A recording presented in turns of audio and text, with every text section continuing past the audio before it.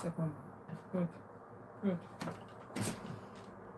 Yeah. Oh, I've Yeah. broken this. Okay, let me close this. Yeah. There we go.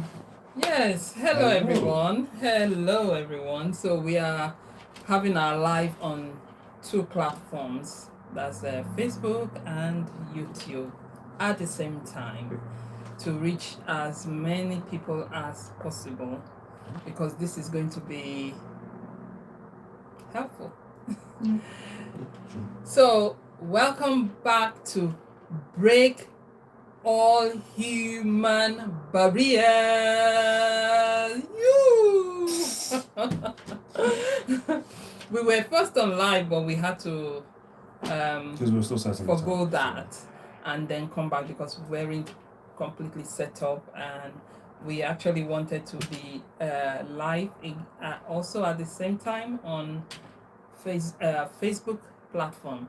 Today we have Picked a topic and we're discussing the significance of being a teenager. yes, which I am. So we're going to be talking about teenage stuff today because not all teenagers have the opportunity to sit down with their parents and talk to their parents about teenage. I won't really say that. To be Well, honest. when I was growing up, Maybe, but in the UK, we have this thing called PSH in school. I'm talking about parents right now. Yeah. Then As in teenagers sitting down with their parents and discussing, teenage stuff. But, and, how it affects their body, their mental well-being. Not all teenagers have that opportunity. stereotypically, the one discussion that gets brought up a lot with teenagers is the birds and the bees, which is basically the sex talk. Right. So, to an extent, this is like an American thing, I believe, because I've never heard the birds and the bees in my entire life. Maybe because you didn't know about that anatomy. But that's the most generic thing that parents say to teenagers when they're of age. Right. It's basically the birds and the bees. That's in the American culture. I believe it's American. It might be the UK as well, because we have everything America has now, like when it comes to ETVs, for example, so they should also be taken to that as well. But I think that the birds and the bees is also discussed in the UK as well, with parents, With parents and children. and the teenagers present. Yeah. Oh, right. That I believe that. Okay, but we didn't have to go through that, did we? Because as a family, the way he's been brought up, is that he's quite. I want you to affirm that he's quite comfortable talking to us, his parents, about your teenage experience and all of that. Well, yeah, in order for you to have a good understanding of what's going on in my life, you have to know, because, well, you're my parents. But not all parents have time for that. Not all parents even have the confidence to sit with their children to discuss it. Yeah. It's not, but I don't because while they were growing up, they didn't have that one-on-one parent talk with their parents. So except if they've intentionally changed that narrative for themselves, not wanting that to repeat itself all over for their kids, then they are able to have that one-on-one discussion with their parents, which was my experience, by the way. I don't think that it's the parents not wanting to discuss. I think it's the teenagers themselves that don't want to discuss. We shouldn't put everything on the teenagers. I'm not putting everything on the teenagers, but there's some can things, be both ways as well. Potentially where the parent doesn't want to reach out, yeah, maybe. But that's just like not a good parent. Well, not really not a very good parent, but they don't want, like you said, they're kind of scared in a sense to reach out to them. Not really scared. It's about the mentality of that parent or the cultural background that they have grown up in. It's their belief that there are some certain things that teenagers go through. They find it to be culturally inappropriate to them. Yeah, there are some cultures like that.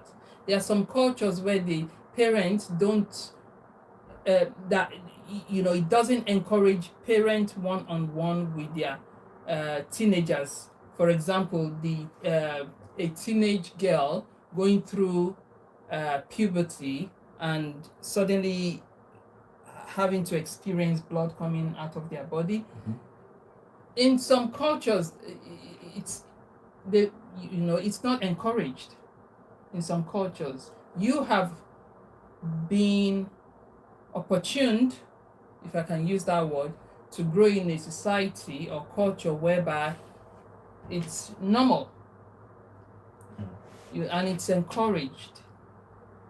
For even when parents don't have that time and chance to discuss have such discussion with their children, it's done in the school, isn't it?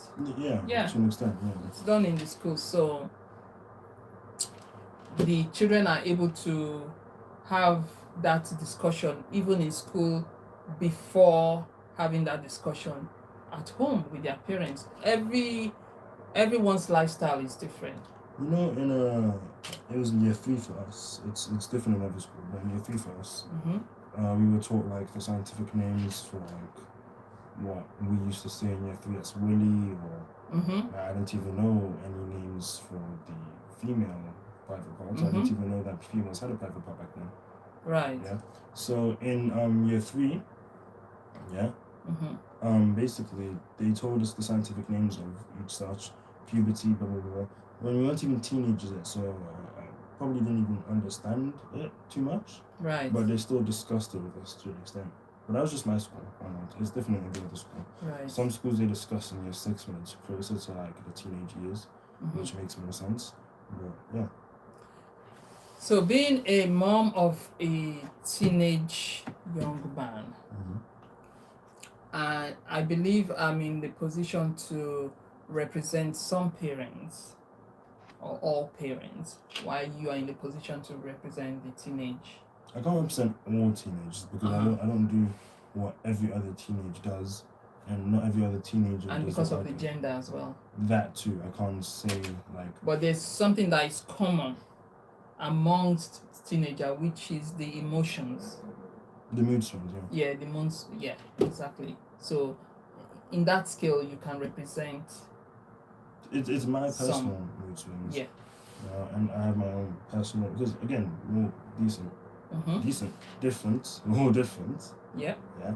So I probably can, But Yeah. But I can't speak for every single one because some of them may think differently to me, Mm-hmm.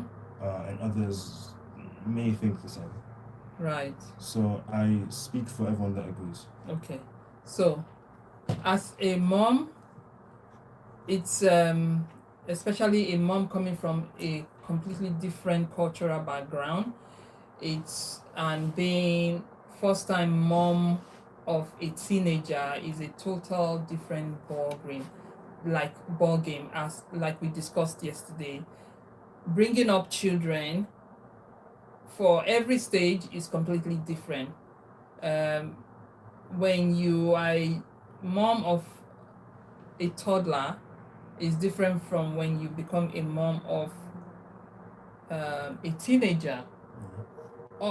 All the same, they are all interlinked, you see, as in you carry the information, some experiences that you have gathered to be able to walk through being a mom of a teenager, which in respect is completely different ball game, because you begin to learn new stuff about your child, especially going through puberty.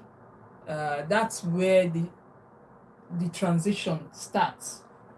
That's like there's a word we call it in theology. Is a rite of passage. Oh, yeah, I've heard of the word. Yeah, that's you study now. Right. Yeah. It's a rite of passage. Being in that stage of puberty or teenage, being a teenager, it's like you're being rebirthed. It's like you're passing through. It's a transition, isn't it? You're passing through a pathway which helps you to graduate from where you used to be, like that's a toddler, a child, to becoming another area of being a human. So you're passing through that passage. So during that period, there's a lot that takes place emotionally, mentally, physically. Of course, physically. Yeah, puberty. So you tell us about that. Well, because being a mom of a teenager, you one has gone through it, so you kind of have an idea of what your teenage children are going through. But for every for every individual, it's completely different, and the mood swings are completely different as well. So except you share your own experience, then I'm able to understand, at least to an extent, what most teenagers go through. Not that I don't have an idea, I already have an idea, but for the purpose of this video and for the purpose of those who are watching us, you can tell us a little bit more about that. About what I'm going through mentally, physically, and emotionally? Yeah, like talking, probably taking into consideration the other teenagers as well. Well, I can't speak for females when it comes to... Absolutely. When it comes... It's a completely that's pretty different, obvious. yeah. That's pretty obvious. So when it comes to the physical changes, I obviously can't speak for them because, well, they grow in different areas than us males do.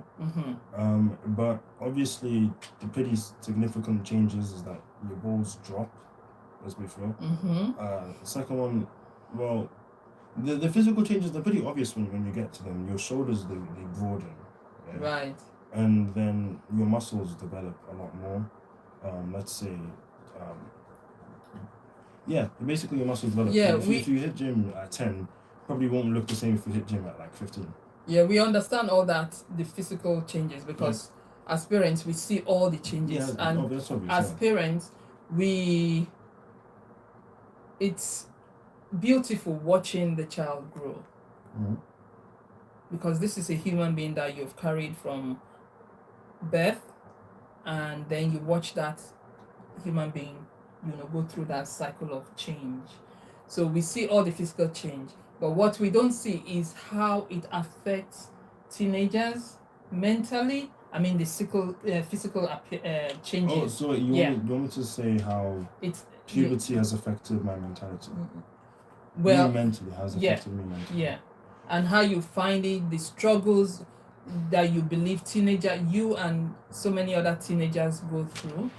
Well, when it comes to the physical changes, obviously, there are some things you're excited for, and there are some things that you're, I don't know what to look. Anyone.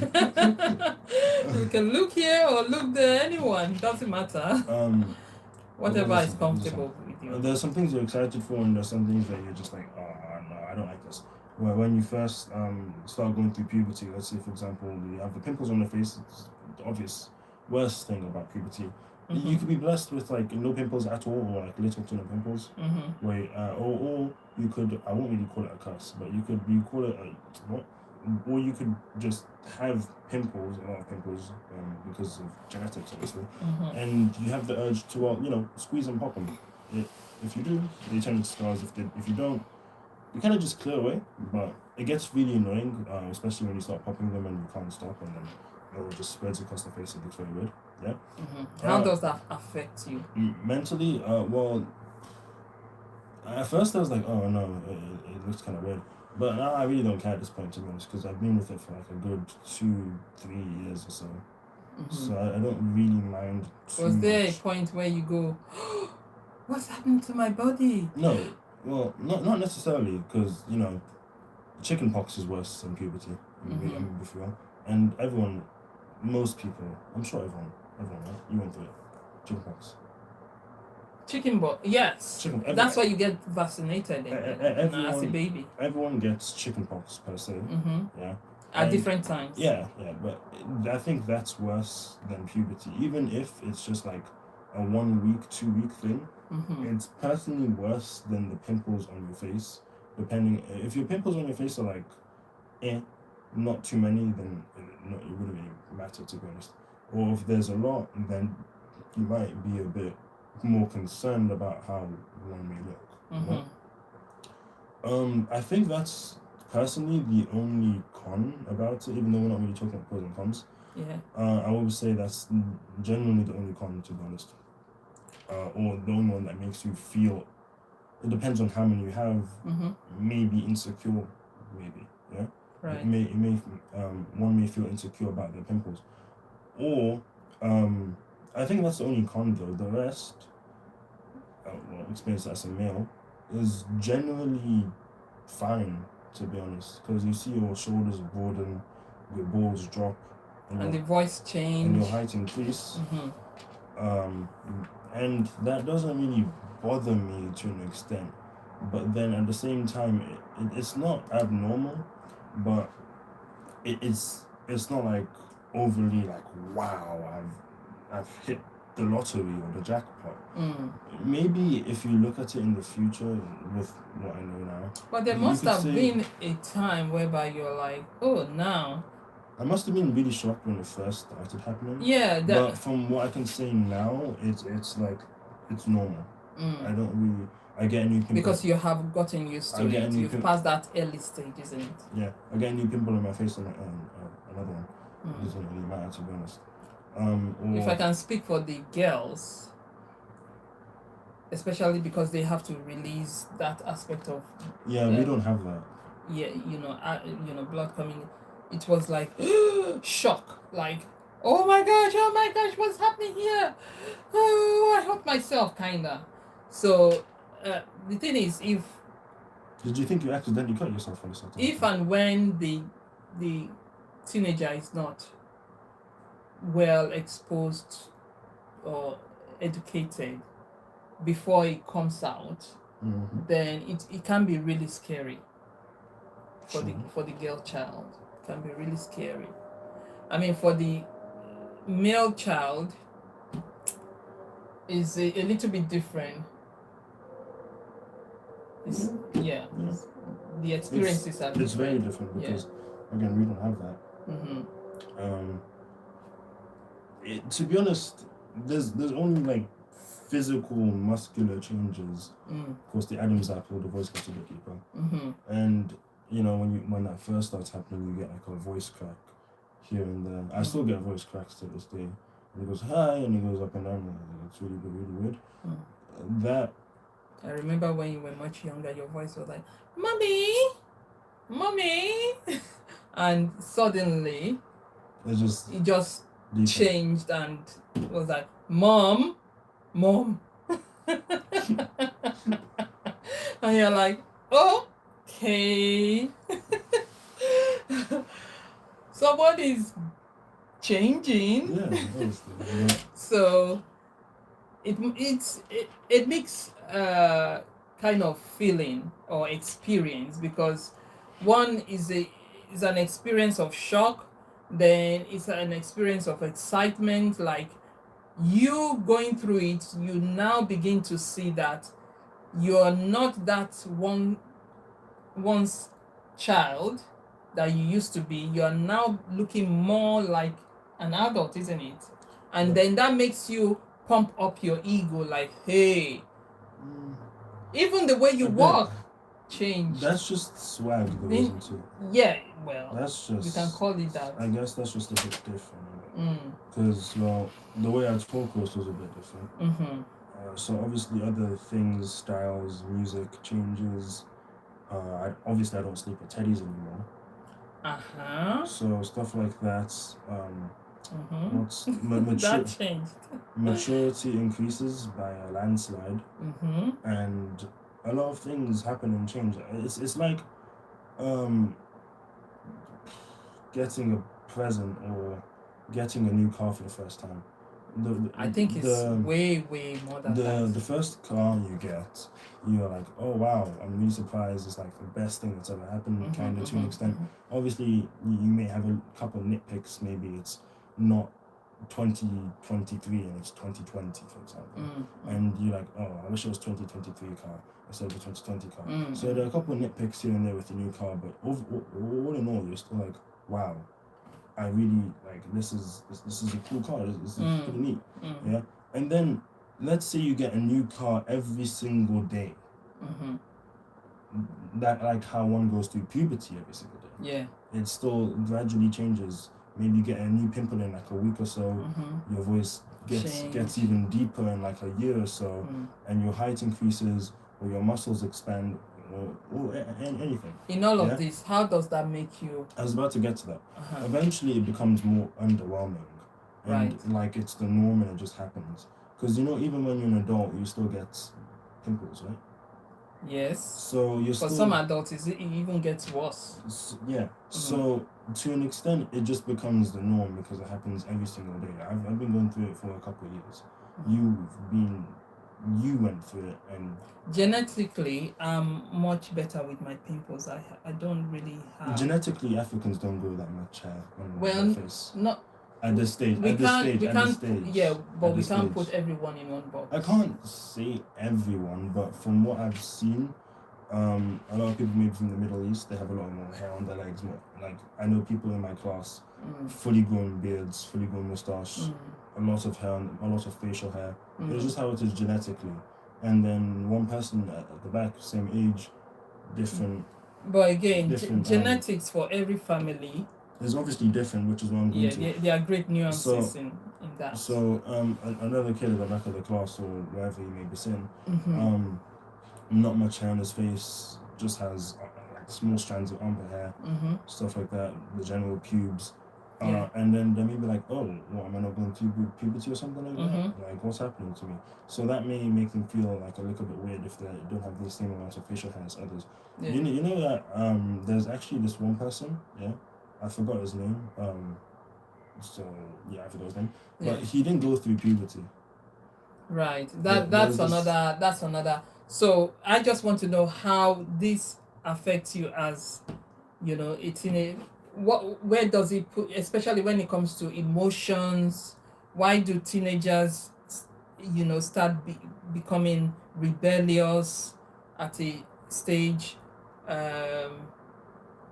I believe, which we answered part of the question yesterday, because for teenagers, you've been brought up in a certain way and you have certain beliefs as a child, but when you become a teenager, you are more exposed to society and how you have the opportunity to have access to other people's lifestyle. So you have this confliction, which one do I go with? Okay, this is where... Isn't that more of an ideology sort of rebellion? Let's say someone who is brought up in let's say they're Indian. The entire family is Hindu. That's their religion. Yeah, they're all Hindu. Yeah? But then one of them looks at other religions, is like, oh, I want to be a Christian, or I want to be a Muslim or something like that. That's the kind of rebellion that you're talking about, where it's more of a shift in ideology than other people. You like I said yesterday, you think a certain thing, and then I grew up and I'm like, oh, well, no, it's actually this, and this, and this is what I believe because this, and this. That's the kind of rebellion that you're talking about. No, not just one. It can be any aspect of life, not just religion. That's an example. You're taking it more like the ideological rebellion. The rebellion that teenagers generally go through or do in general, is saying no to what their parents tell them to do, not taking orders or authority from their parents anymore, because they're now an adult. They feel like they're adults. They feel they cannot be told what to do anymore. That's why I feel like, because when teenagers, they may like go to a shop and steal, start doing other sorts of stuff. That's like anti-societal things. But again, so they're also going against maybe society or rebelling against society and their parents in general. Like and it could be peer pressure as well, depending on that too. But we're talking about rebellion. So let's say, for example, I forgot what I was gonna say. So depending on the group of friends they find themselves, their peers can also pressurize them to go against their the norms of the family. So that can make a teenager rebel as well. Yeah, I mentioned that yesterday as well. But there's like, I guess it's basically kind of a meme to an extent, where it's like, tell a child or a teenager to do something and they'll do the opposite. Tell them what you don't want them to do and they'll do what you. It's reverse psychology, basically. Yeah. And that's what it is. They basically just don't want to do what you tell them to do anymore. They kind of just want to step out of that kind of. I'll call it a cage. I'll call it a cage. I'm just trying to, Okay, that's your terminology. But they kind of want to. I could have used any other word. Right. Box, cage, bird cage. Okay. Dog cage. But they kind of want to step out that circle. They want to step out that place and kind of just, how should I put it? Just step out that place. Right. So, can you give us the pros and the cons, or the struggles and of being a teenager, and how you can advise any teenager? I can't advise, because it kind of just happens. The mood swings happen. No, any advice you can give to the teenagers out there that are listening to this, or parents of teenagers out there that are listening to this? Listen to your mom and dad, because if you run away from home, they'll find you and they'll beat you. I'm joking. But basically just listen to what your mom and dad says, because they have your best interest at heart and the best advice for you, because they've also been through what you're going through at this moment and at this stage. So if you really want to know what's good for you, what's best for you, unless your parents don't have your best interest out there, that's something you should take into consideration. But like, more or less genuinely, what 11 parents should be doing is having your best interest at heart. So more like, that's like 99%. I can't say for everyone or actual official statistics, but just basically listen to them, because your friends aren't your parents. So you listen to what they tell you to do, then they might steer you in the wrong direction, tell you to take drugs or something like that, start vaping, get lung cancer, and like dip off to heaven at age 30. So you don't want to be vaping at this age. It's like the worst thing to do. And just listen to your parents. Good. Thank you, Matthew. And being a parent of a teenager, from the experience I have gathered, is that parents, if you've been hard on your children while they were growing up, before the teenage years, or you've been too soft on them, the teenage years is when to learn as a parent to bring a balance to your approach of raising these children to becoming a better human on earth. Know when to give them their space and know when to close that gap, because when you give them the space too much, then they might deviate and take the wrong path in life.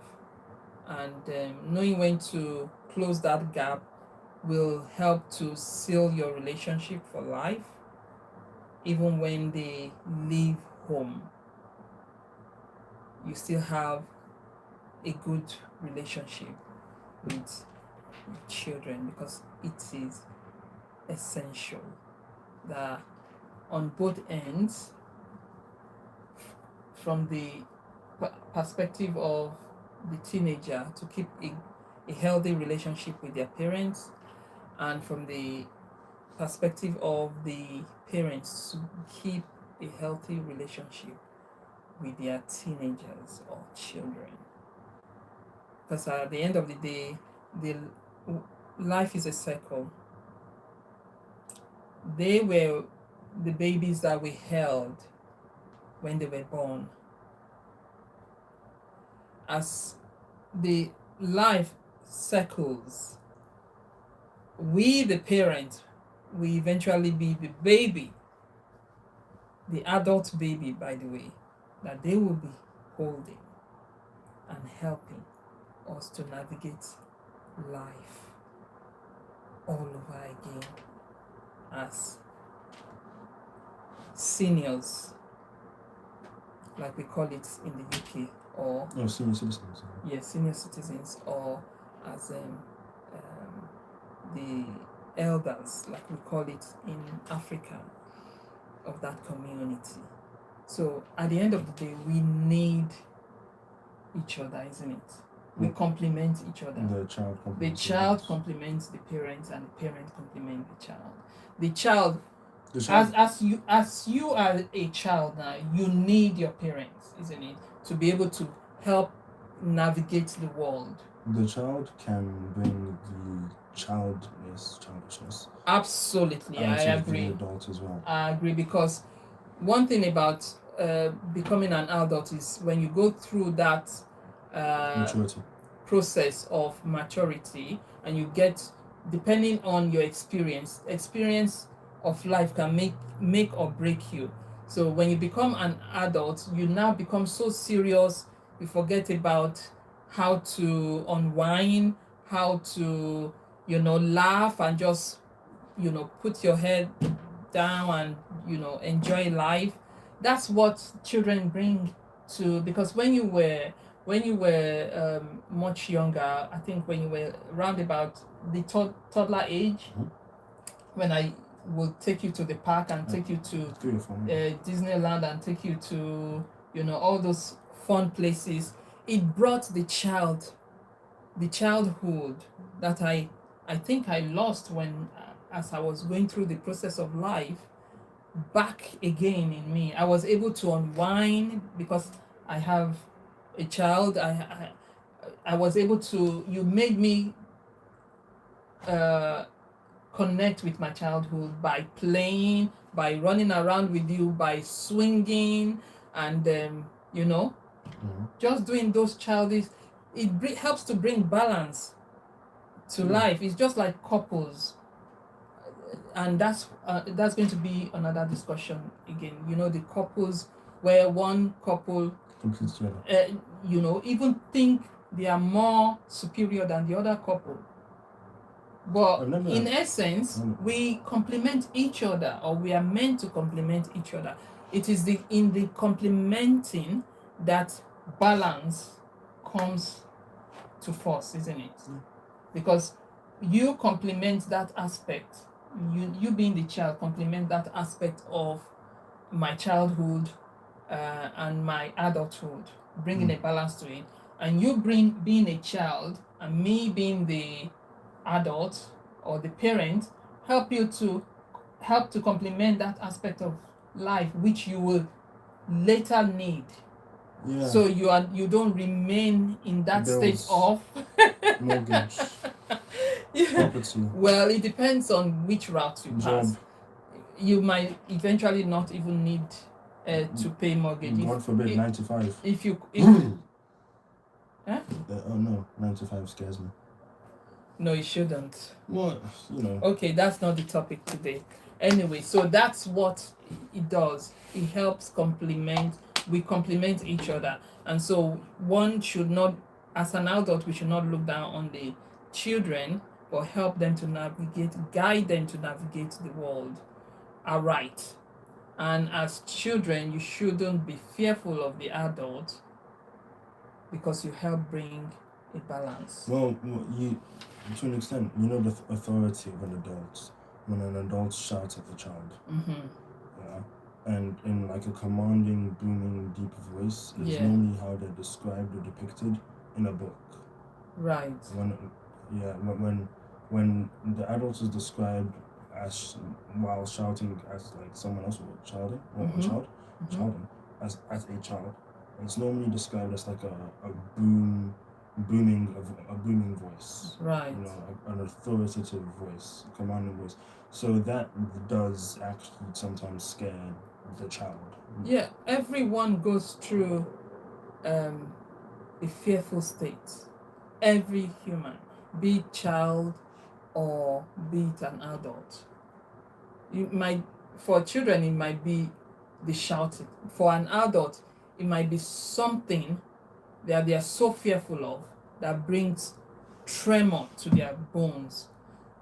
So when this happens, everyone, it's an aspect of life that we need to embrace. But as we embrace it, we must know where to bring a balance. We can be fearful, but don't be afraid. Everyone feels fear. Child, adult, the senior ones, senior citizens, or the elderly one, every individual feels fear or fears fear. Okay. Huh? We all feel fear. Every individual we all feel fear. So as we feel fear, you don't remain fearful or you don't become afraid. You don't remain there.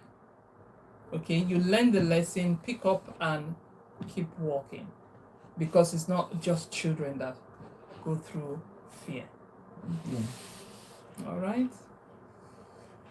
right, I think this is where we end it. Thank you very much for those who were able to join us today. So many people. I think tomorrow is Friday, isn't it? Tomorrow. We will be back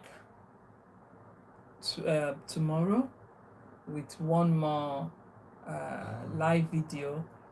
We don't know what yet, and even if we do, we are not going to release any spoiler to you. So you just have to be patient till tomorrow. So luckily for you guys, I don't know, because I would probably spoil it. And we will be back again tomorrow. You didn't introduce yourself at the beginning, did you? I am the son of the mother that sits before me. Thank you very much. You take care now. Bye. I'm treating this like my channel. I don't know why. Peace out. Bye.